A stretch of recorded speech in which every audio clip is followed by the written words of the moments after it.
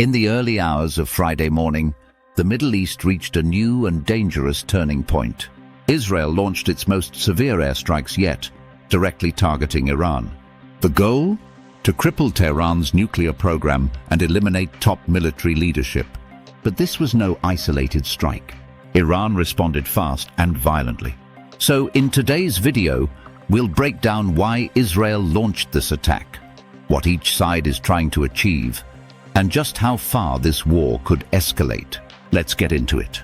While Iran and Israel have long been bitter enemies, the conflict was mostly fought through proxies. Groups like Hezbollah, Hamas, and the Houthis, all backed by Iran, regularly attacked Israel. But Iran itself rarely took direct military action. That changed in recent months. Tehran directly launched 2 attacks on Israel, shifting the dynamic from shadow warfare to open confrontation.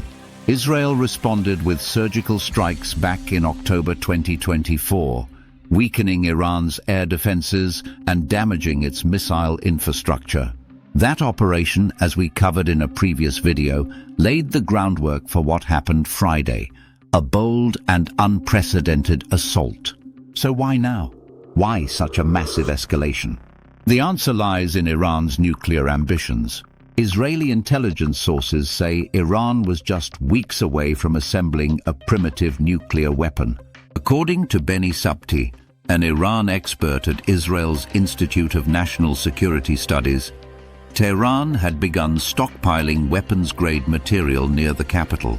Greg Roman, director of the Middle East Forum, confirmed that Iran had reactivated a production line for explosives solely used in nuclear weapons. This isn't just rhetoric.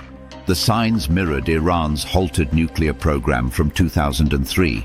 For Israel, this was a red line. Prime Minister Benjamin Netanyahu said it plainly, "If we don't strike, we will die." With that, Israel launched Operation Rising Lion, a mission targeting not just Iran's nuclear facilities, but its military leadership as well. The Israeli Air Force successfully struck Iran's main uranium enrichment facility in Natanz. Another key nuclear site near Isfahan was also hit multiple times. These attacks severely damaged Iran's nuclear infrastructure, halting its bomb-making capabilities, at least for now. But that's not all. Israel also bombed military bases and command centers in and around Tehran.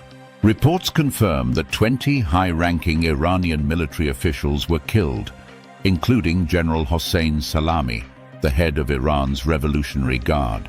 This wasn't just about stopping a bomb, it was a decapitation strike. The name Rising Lion is no coincidence. Before Iran's Islamic Revolution, the lion was a national symbol. Israel is sending a message. This regime must fall, and the Iranian people deserve to be free. But Iran didn't stay silent. Just hours after the Israeli airstrike, Iran launched a drone barrage, mostly intercepted by Israeli and Jordanian defenses. Then came the real blow, a salvo of ballistic missiles aimed at Tel Aviv. Some were shot down, but others hit their targets. At least 34 civilians were injured. In Ramat Gan, homes and vehicles were destroyed. One woman was pulled from the rubble in critical condition. The US military confirmed it helped intercept several missiles with ground-based systems stationed in the region. The war is far from over. Netanyahu has warned that the operation will last several days, maybe longer, and Israel isn't finished. The underground nuclear facility at Fordo is still a potential target. Iran, meanwhile, is expected to continue missile attacks and possibly strike US bases in Iraq, dragging America deeper into the conflict. Israeli Defense Minister Yoav Gallant warned, "If Iran continues to fire, Tehran will burn." The stakes couldn't be higher. Iran's leadership now faces its toughest challenge yet, not just from Israel, but from within. Some estimates suggest 70% of Iranians oppose the current regime. And for them, Israel's strike may not feel like an attack, but a chance to break free from decades of repression. So will the Mullah regime survive this? Will the Iranian people rise up? And could this spiral into a wider war involving the US and the entire Middle East? We'll be tracking this story closely, from the oil markets to the front lines. Make sure to subscribe and hit the bell so you don't miss future updates. And now it's your turn. Do you think Israel made the right call?